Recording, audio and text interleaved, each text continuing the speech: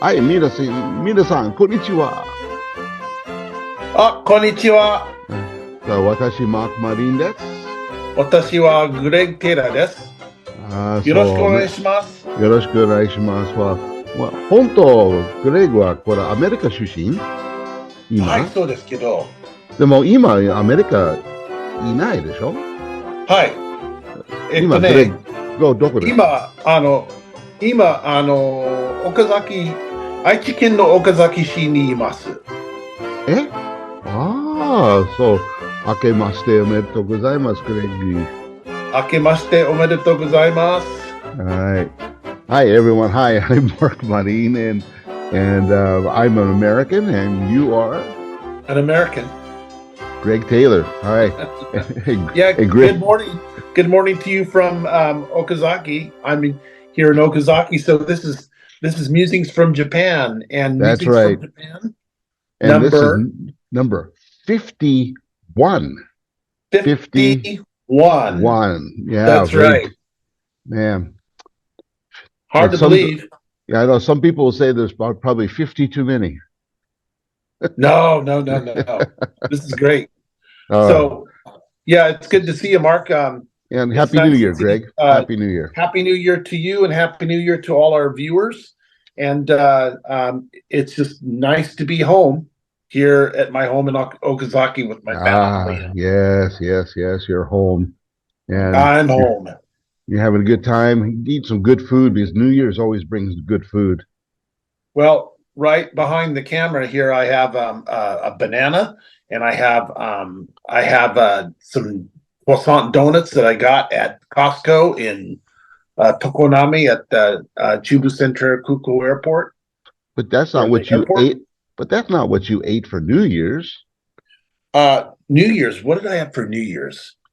You have osechi diori, the show. Ah, this year we didn't. What? You didn't have the Nope. traditional New Year's food? What did you eat there? Well, we had it was kind of interesting because for New Year's Eve we had Mm-hmm. sukiyaki. Sukiyaki, okay. So, but which we always have every year on New Year's Eve. Mm-hmm. And then we had sushi, some sushi. Yeah, we had a lot of sushi actually.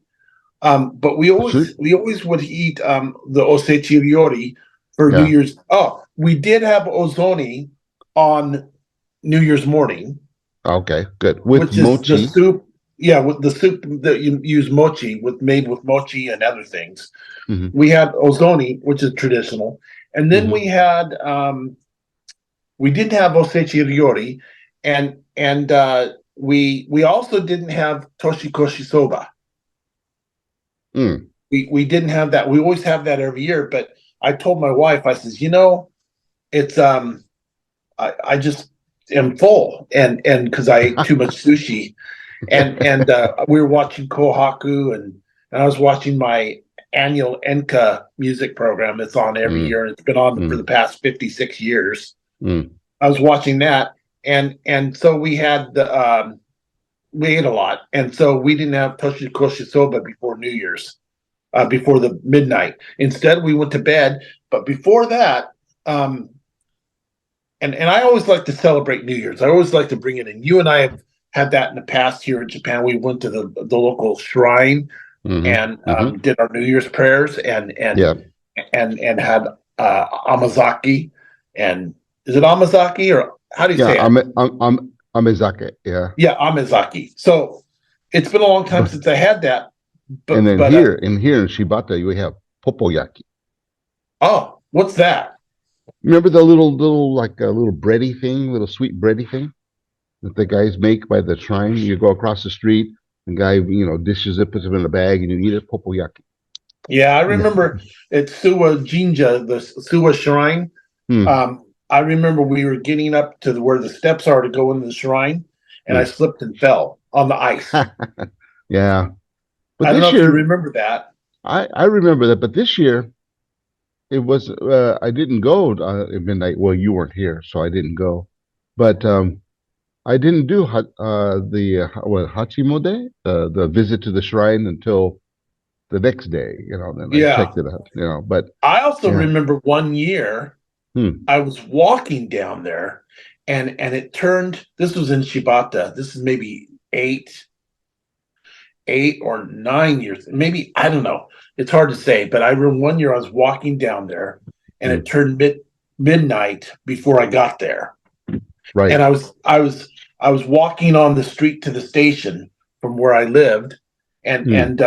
it was dark and it was snowy and cold, and it turned Yeah. midnight and I was Hmm. surrounded by nobody, and I don't know what I ended up doing, but I remember I wasn't in a specific place at midnight for New Year's, and Right. that was in Shibata. But I think I'm pretty sure the last time we celebrated New Year's together, we did go to the shrine. Yes, and it was snowing, I believe, and Yeah, and that might have been the time that I fell down, but it was cold and snowy, and yes. I'd buy the what do you call it? The little piece of wood that you write your wishes for the year on. Oh Emma, yeah. Emma, is I it think. You got me. anyway? So you know, you know what I'm talking about, because it's Yeah. like when you don't do something for a while, we tend to forget. Yeah, I haven't done that in a long time. The last time I did that was with you. Actually, you did it. I didn't do it. I haven't done it in years, but yeah, Well, but one this year year, we went to the shrine, and I bought one, and then I wrote my wishes on it, and then I hung it up in my room, and then the right, next year we went back to the shrine. I turned it in, and they burned it, right, right. and then I don't know if I got a new one, but I just remember that experience. So I had at least 2 or 3 New Years with you, Yeah, and then I remember, um, gosh, we've had several festivals too. You yeah. know, But this year, New Year's though was a little bit different since you were here and I was here, yes, but that's right. we were in different parts. But we had a huge earthquake this year, Yeah, I'll which never forget that, Mark. You sure did.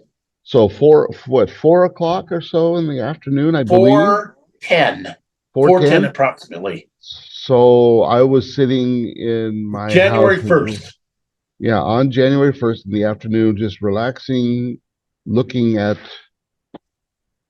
the earthquake happen, and things and checking things out and watching my car bounce up and stuff like that, and the sidewalks all folding. And yeah, it was huge. It was long, it was huge, and very scary. I didn't expect this, and I had many students call me because I have many foreign students. They called and they were worried what to do, if they should evacuate or should stay. And I told them most of them lived in apartments above the ground floor. I said, stay in your apartment, wait for the all clear, keep watching. We didn't lose power or anything around our area, but southwest of us, down to Chuets and Joets, there was damage, or Niigata City, Down the Niigata coast. Yeah. Nishi, there was damage. And actually, the bypass here, the Shinshin bypass in Niigata, Greg, that Right. we drove.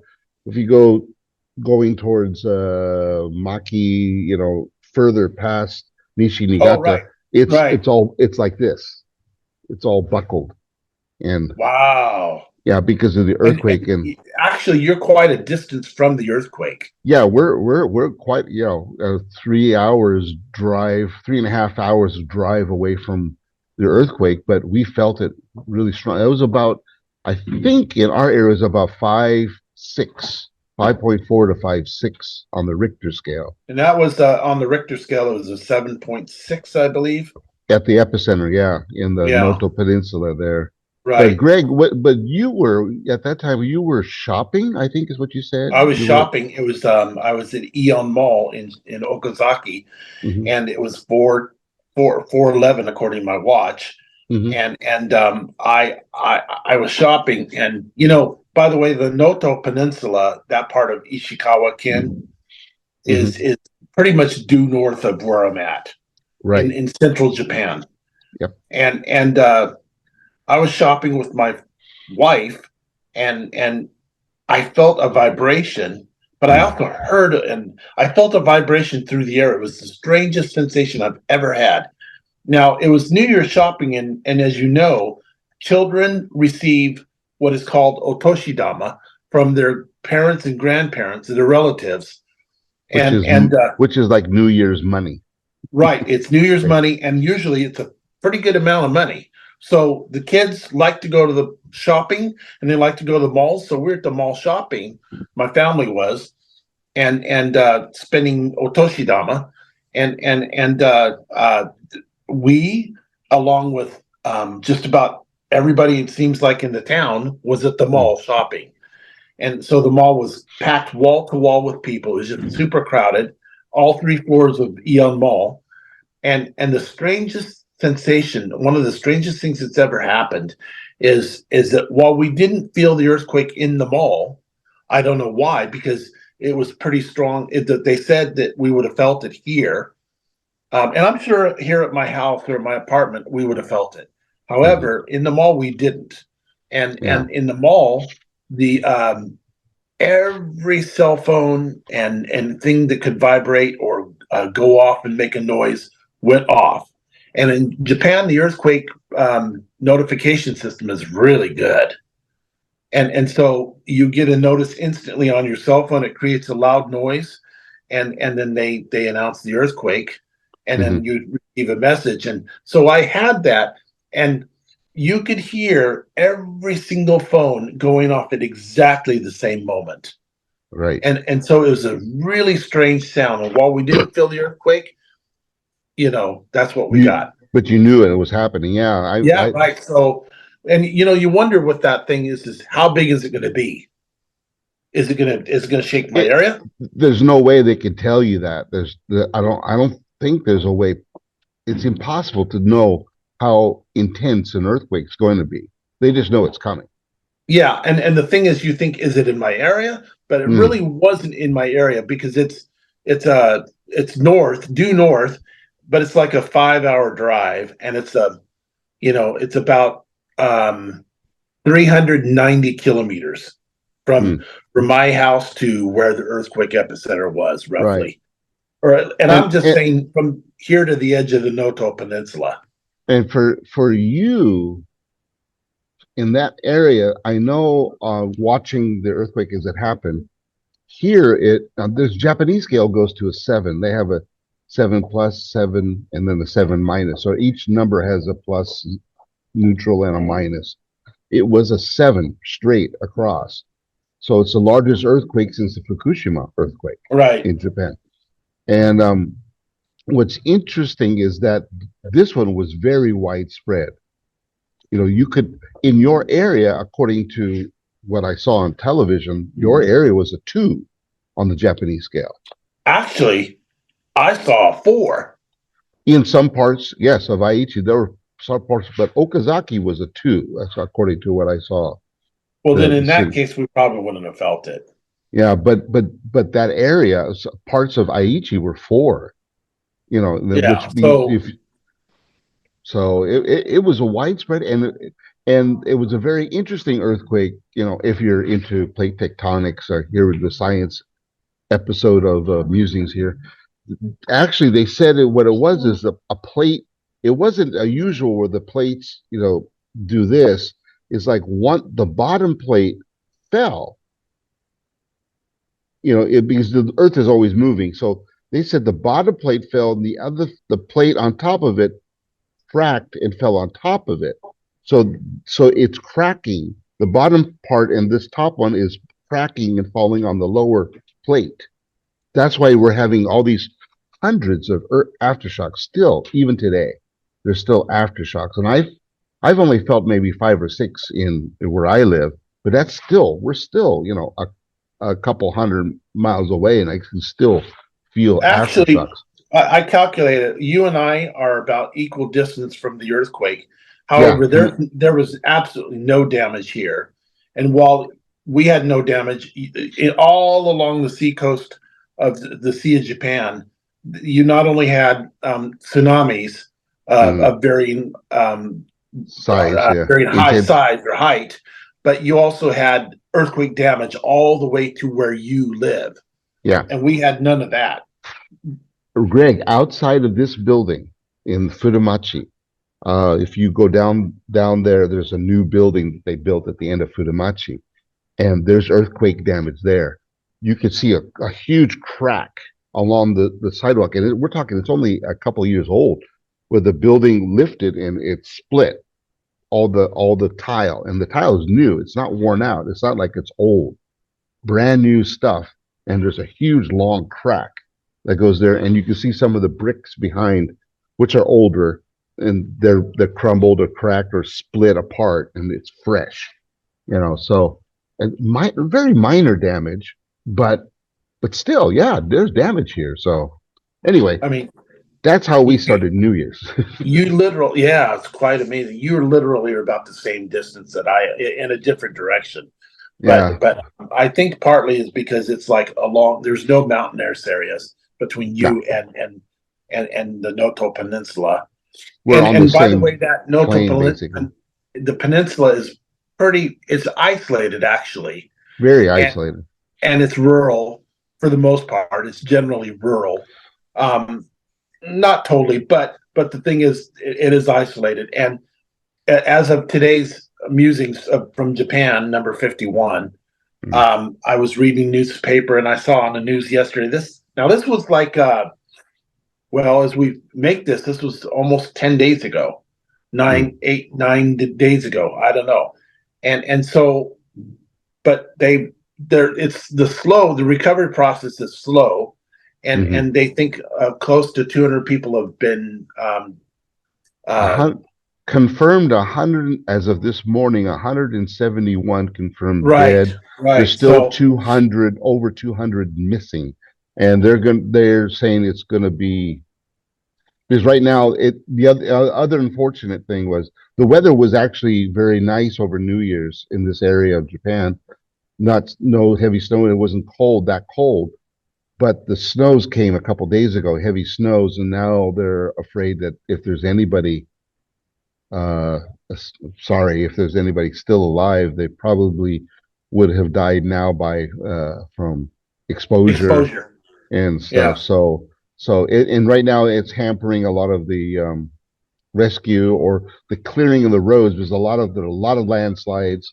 The tsunamis wiped out a lot of the roadsides, or at least weaken the infrastructure where you can't drive. So it's hard to get to these small villages. They're doing a lot of helicopter work. So I don't want to say lucky, but it's kind of lucky that earthquake didn't hit in a major city center like Kyoto or Nara, Osaka, or Nagoya or Niigata, because New Year's is the time that most people go home.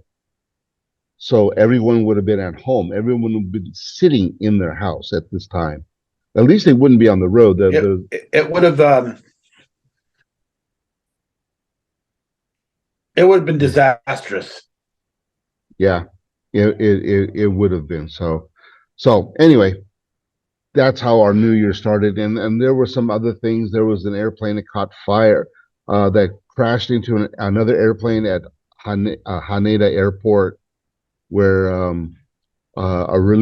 military relief plane was on the runway and it shouldn't have been, and was hit by an incoming domestic airplane and caught fire, and stuff. But the amazing thing was there were 379 people on that airplane, and they all got off that plane in 90 seconds, and nobody was injured severely.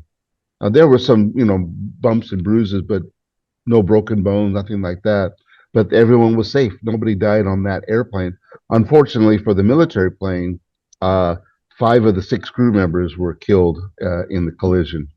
But they were in a very small plane, so those two things happened to start off the new year. You have the Yep. earthquake, and then you have the a plane crash. Then the snows came and dumped the snows, and this now things are trying to get back to normal now. I think we're getting closer now. So, Well, I will but tell you, here where I'm at in mm, Okazaki, it was -3 last night oh, Celsius, very cold.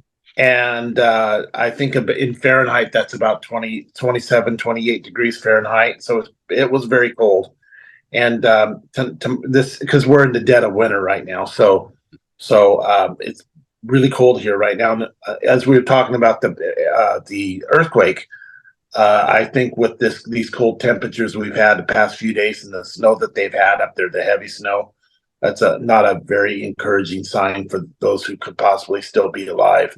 Right, right. Yeah. Well, anyway, well, let's change it up here because we don't want to go on about that. So we're here, but I wanted to ask you this, Greg. Now that you've been working both, you've worked in Japan, and you're working back at home in the U.S., and you're making this cross the international date line trip from from your job back to Japan to see with your family, and then you're going to go back soon. I want to know. I want to know from my aspect because you're the only person I've known who's doing this kind of thing, and I've been here 33 years soon, and you're Yeah, the only guy that I've known who's done this. So I have a couple questions I want to ask you. So how do you navigate the cultural differences that you experience each time you because you're in California and I know the California culture. I wouldn't say I used to because I don't live there anymore.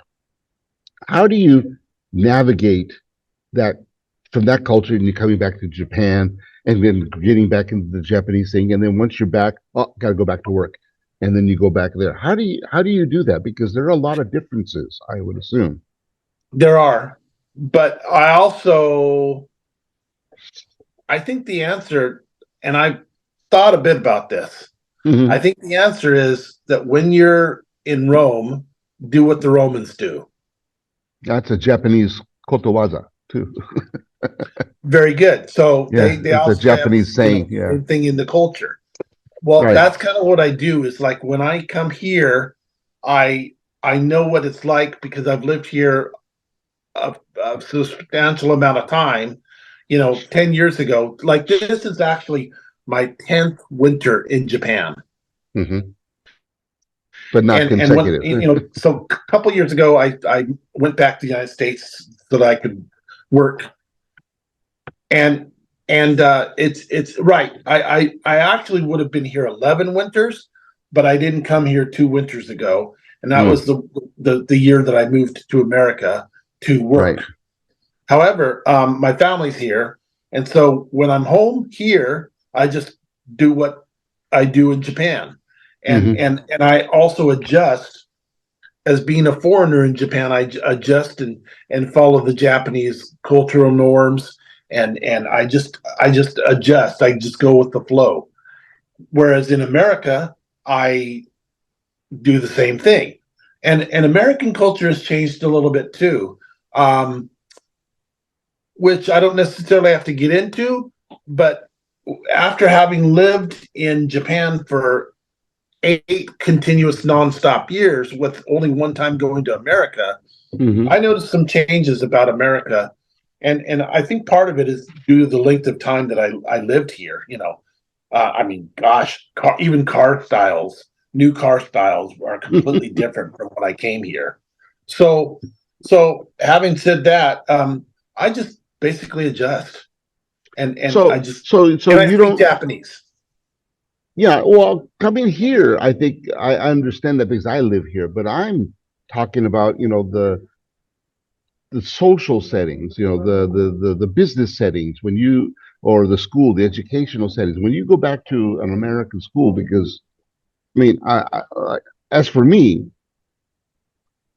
educational settings that are in Japan are extremely different than they are in the States. Last year, when I was visiting the States, visiting different programs and introducing our Japanese language program to many high schools across America, I noticed talking to the teachers there and talking to administrators and just looking at the general organization it's so different. I mean, the hierarchy, the methodology, the social. Uh, I'm trying to find the word, but Well, let me the social feeling of the school is completely different than a Japanese school. let me go. Let me tell you a couple of different things. Okay. One, one, my son has shugyoski today. Hmm. So he has to go to a ceremony that's always at the start of each term, a special school-wide ceremony. It's a very formal event, and here like in America, they wouldn't have that kind of. It's kind of rare. The most formal event you would probably go to is maybe an assembly where they have like a ceremony for attendance Oh, or things like that. But well, graduation. it's nothing like Japan. Yeah. Well, yeah, because Graduation, sure. That's the ultimate. I That's mean, the I ultimate mean, example. And but my daughter also has she has to go to she has to do testing today. And mhm, on the day she gets back from winter break, she has to go directly and do testing. And she was expected to study for that test while she was on break. right, right, So exactly. That's what I'm saying because what I saw in America, the kids were winding down and they're doing fun things. They're not.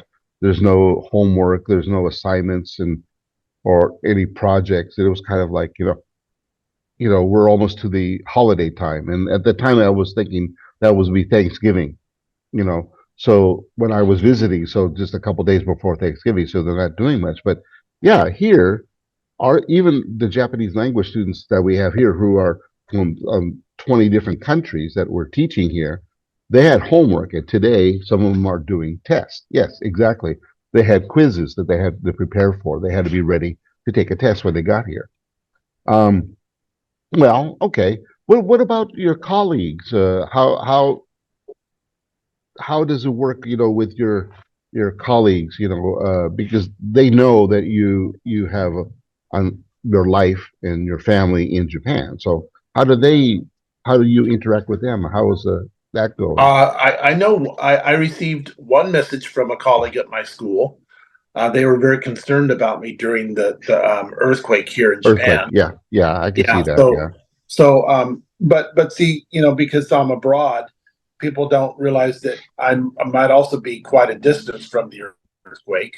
They Yeah. don't know because they don't necessarily know exactly where I live in Japan. Um, Mm, but my colleagues, I don't really talk too much about my life abroad in Japan. And I don't know if they're particularly interested in it, but I am. I'm fascinated by it, and I'm also fascinated by the fact that I have the opportunity to learn about a different culture. It's a lifelong process, and I have right. an opportunity to learn about the Japanese culture. And Mm, every day, week after week, month after month, year after year, I learn more and more and more. And still, there's so much to learn. mm, yeah, And I can see that. so having said that, it's an interesting experience to know that I have my life and family here in Japan, but then I go back and work in America, and I also consider America a home too. Then okay, then let me ask you then how has I don't want to labor this, but how has that made you grow as a teacher or as a person, or I mean, compared to what you were 10 years ago? How do you see your changes in your life? How's it made you change? How's that Gaman, affected it? Gaman, you learn Gaman more now. Is that absolutely. I ah learned resilience. ah I learned to because it's not easy being a foreigner. It's great, it's fun, but then that time comes where you have to sink or swim in Japan. yep. And I was determined to make it here, and to despite all the good things about the culture, it can be sometimes a very difficult place to live for foreigners. And I'm not going to go into all the reasons why. We've talked about that in the past, but but the thing is, I was really determined not to let things get me down or to prevent me from ultimately doing what I want to do. Now, here in Japan, you may think I'm going to do such and such a thing, but well, you got to be prepared for the fact that you might not be able to do what you want to do exactly here in Japan. Hmm. Yeah. And so in America, I think in terms of many opportunities, it's still more opportunities to do. See, what I'm talking about is basically I'm a school teacher. For me to be a school teacher in Japan at a public school, I would have to be the highest level possible in Japanese fluency. Hmm. And that is a really long time to think unless you completely immerse yourself in the language for years and then you get enough experience. And then plus you have to have the, I mean, it's a complex thing. So I think those are some of the differences and some of the that I've experienced. And I really think that Gaman, or the ability to withstand and never to give up, Hmm. and made it successful for me to be in Japan, and it makes me successful for coming and going, because I almost come like, well, I come here and I know exactly what to do in getting around and going places and buying things in daily life, that I'm not a tourist. Hmm. So Hmm. Yeah. Well, those are some of the things. but I like that. I like the idea of Gaman because, yeah, I've dealt with a lot of things that, off and on, that disrupt what I want to do or get in the Life. way of something of my. But yeah, that's life. I mean, I had the same thing in the States. So nothing, to me, it's the same. So that's what I mean. The time when I came here and the time that you came here, things changed because my time in the States was just as difficult. Everything that you said about Japan, I could say happened to me in America before I came here. And then coming to Japan was a godsend. It's what made, my life more fun, more relaxing, and It more really successful. enriched my life, Right, right, despite all exactly. the musical background that I've had in my life, and the great times that I've had. It's enriched my life beyond what I could ever have imagined, Yeah. and it's completely different from what I imagined. Well, let me ask you a last question about this, and we'll get back, to the casual Greg and Mark talk. But would you recommend this for anybody else? What you're doing? Yes I and mean, no. okay, give me the no first. Why? Why would you say no? Well, for example, if you are interested, if you're a younger person, I first of all would not recommend coming to Japan on a first time basis as an older person, kind of almost like I did, because I was considered pretty old when I came to Japan, but I also had 20 years of teaching experience in America, I was able to work through that, and the people who tend to come to Japan the first time, and when I say first time, I'm talking to live or to work. The Not a people who, holiday, not a yeah, holiday thing. Yeah. right. And the people who come to Japan for the first time tend to be younger. They tend to be not entrenched in a career. They tend to be, uh, they often tend to be temporary. They come for a short time, or and then they go back to their home country because they say, okay, I have had a year or so living in Japan and working a year or two. Be- because there are programs designed for that. The government has a thing called the JET program where you graduate from university, you can come and do 2 to 3 years here in Japan and work as an assistant language instructor in the elementary, junior high school, and the government pays you. You Now, know. we've known people that have come to Japan and stayed for long term, like 10 or more Hmm. years. Hmm. And we know many people like that, but that's not an easy thing to do. And it's something you need to seriously consider. Are you willing to pay the price?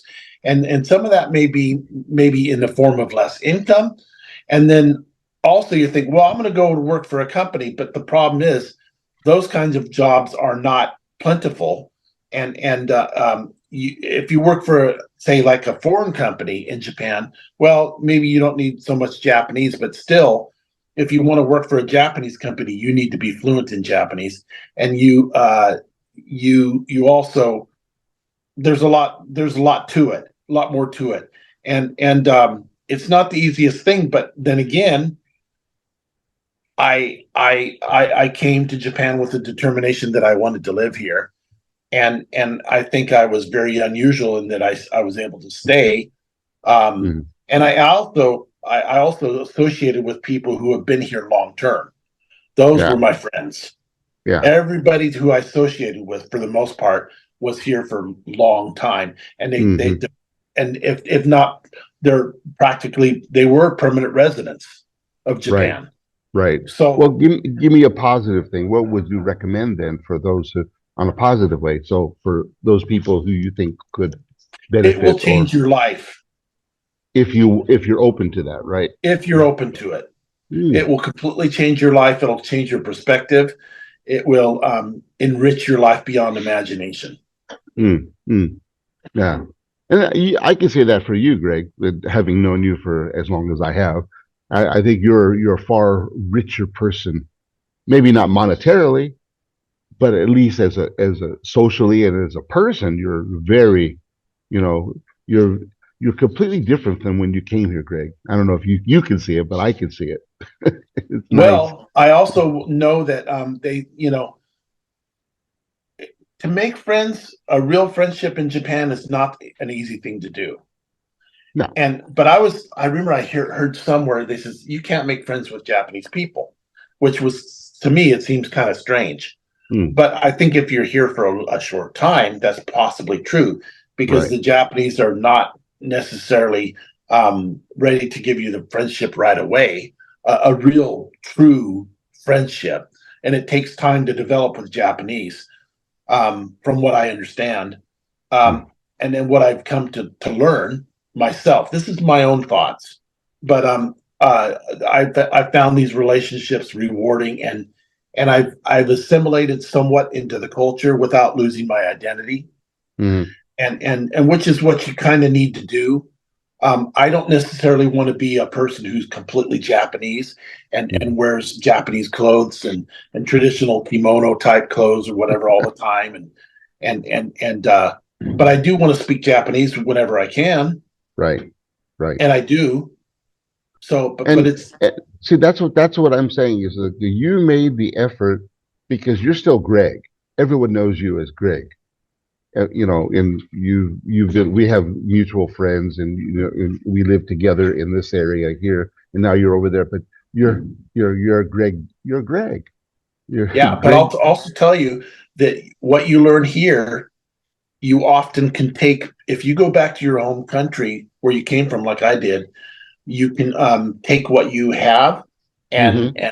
and and what you've learned in Japan sometimes and apply it to what you do in America. And it's like you're a cultural ambassador Good without point. even trying to Good be point. such a person. Yeah, And that is good, and it's good to be able to have some sort of insight that is not just one view. You know, having this cultural diversity, cultural experience gives you an insight that's a little broader, that, you know, that's a little bit more informed and a little more, open to changes and stuff. And that's what, that's the whole point I think I wanted to get to see how that, how that's made you feel, especially when you go back to the States and stuff, and do your gig, so thank you, Greg. That was good. Sorry, too heavy, people. So people maybe have shut us off already. Ha, they missed out on a lot of good information. So what's your plans for the last few days that you're going to be here? What are you going to do? Since the weather is. tomorrow I'm going strawberry picking, Ooh, so that'll be fun. I like it. And when I say strawberry picking, we're going to go to a greenhouse, a giant greenhouse, where the strawberries are protected from the elements, and pick ripe strawberries that are available for eating.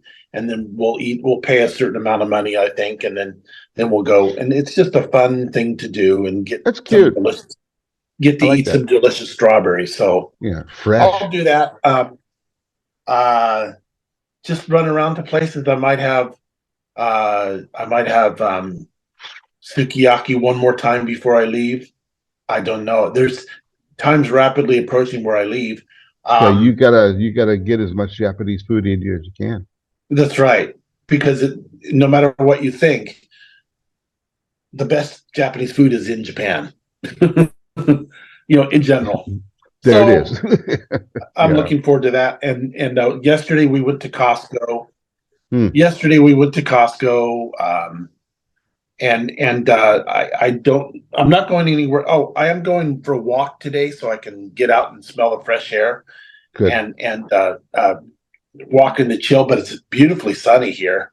I don't know about you, but is it cloudy over there right now? No, actually, it cleared up today, and it's going to be, but it's the rain's coming later this evening, and tomorrow's going to be downpour and slushy rain. It's that kind of like arare, sleet, I guess we would call it in Well, English. we like one winter, or like several winters. I remember arare, the tiny hail. Hmm. I loved it because it would be like actually kind of dry, but then you'd have arare, um, and it wouldn't be the Yeah. slushy thing you're talking about right now. Right. Right. But the winters, this winter is warmer than past winters. Yeah. And So yeah, yeah, so that's there it is. basically So it. And I'm just going to enjoy my time remaining here in Japan the next few days, and then go back and resume work next week. excellent. And since this is Musings 51, you have a final message for everyone before you head back to the States in Yeah, I English or just want to Japanese. say, Nihongo de minasan akemashite omedetou gozaimasu. Happy New Year, Yeah. everyone. Yeah. And if you're interested in living and working in Japan, especially living in Japan and working, I guess, just just do your best and and just understand that it will change your life, but There it is. it's not for everyone, Yeah. and it's something you ought to take into consideration because it does take determination, I think, to live here in Japan and Good point. to do what Good you need point. to do. So So yeah, patience is necessary no matter where you go to work or to live. Yeah. So thank you, Greg, and for everyone out there, Music's 51. This has been really good, and any message I have, Greg, come back and I hope to get a chance. I mean, kind of the earthquake kind of put a damper on me taking an adventure to go see you because you know when things start shaking, you don't move around. You stay home until it settles yes, down. So so yeah. anyway, but thanks, Greg, and it's great to talk to you Thank you, as Mark, and always. thank you, everyone. And everyone, so we're out of here. This is Musings from Japan 51, and as we always say, adios. No, what do we say? Ciao. No, what do we say? Sayonara. Ah, sayonara. See you, Greg. Bye bye.